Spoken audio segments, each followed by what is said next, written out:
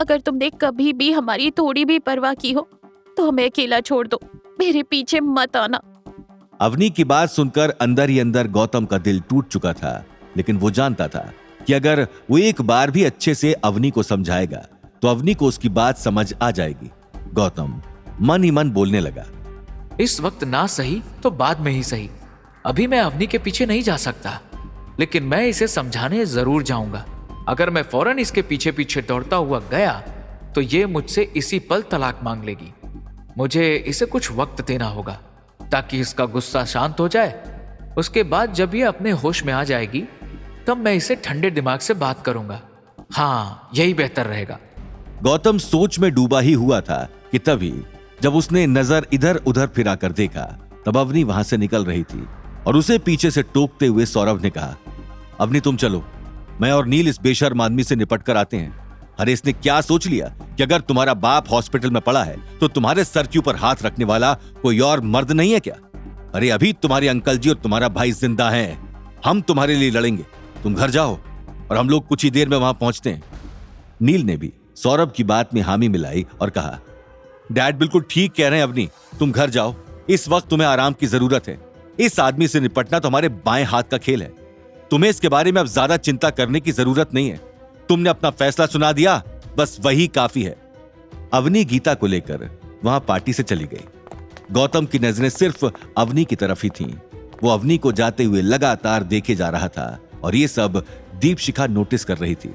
गौतम को इस तरह अवनी को देखते हुए दीपशिखा ने गुस्से में अपने दोनों हाथों की मुट्ठियां बना ली और उसके चेहरे पर गुस्से के एक्सप्रेशंस साफ दिखाई दे रहे थे। लेकिन उसने अपने होश संभालते हुए मन ही मन कहा, अरे ये तो सबसे अच्छी अपॉर्चुनिटी है। इस वक्त गौतम बहुत ही कमजोर महसूस कर रहा है और उसे रोने के लिए कोई कंधा चाहिए, और अगर वो कंधा मेरा होगा तो ये अपने आप ही मेरी तरफ अट्रैक्ट हो जाएगा और मेरा हो जाएगा।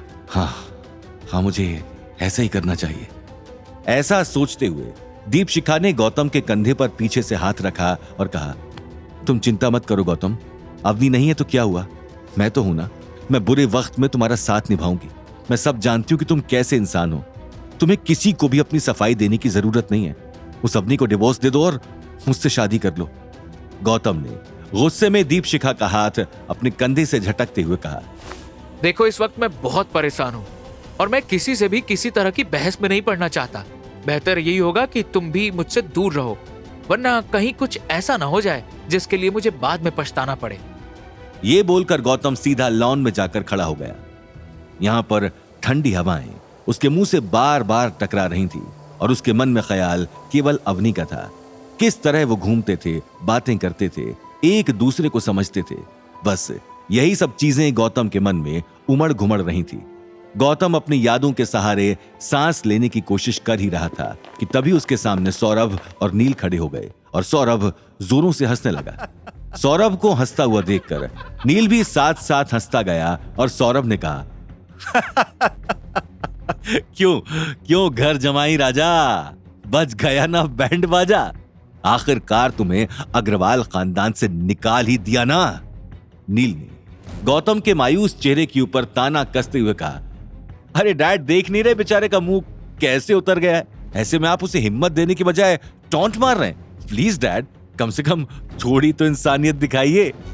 ऐसा कहते ही नील भी पागलों की तरह हंसता रहा। गौतम उन दोनों बाप बेटे की हरकतें नोट कर रहा था और उसने कुछ नहीं कहा।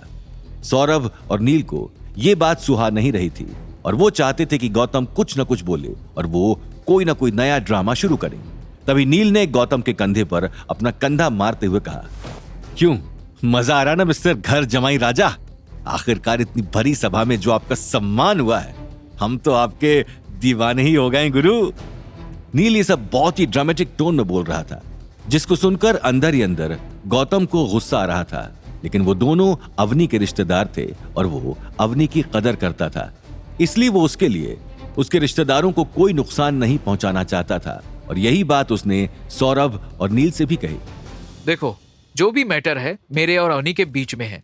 मैं किसी तीसरे को इसमें दखल अंदाजी करने की कोशिश नहीं करने दूंगा, और अगर आप लोग ऐसा करना चाह रहे हैं तो अंजाम बुरा भी हो सकता है।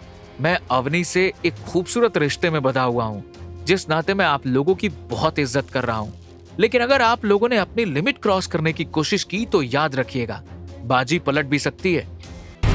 आगे की कहानी जानने के लिए देखिए अगला एपिसोड सिर्फ पॉकेट एफएम के यूट्यूब चैनल पर और रॉयल वारिस के सारे एपिसोड्स को सुनने के लिए डिस्क्रिप्शन में दी लिंक से डाउनलोड करें पॉकेट एफएम ऐप।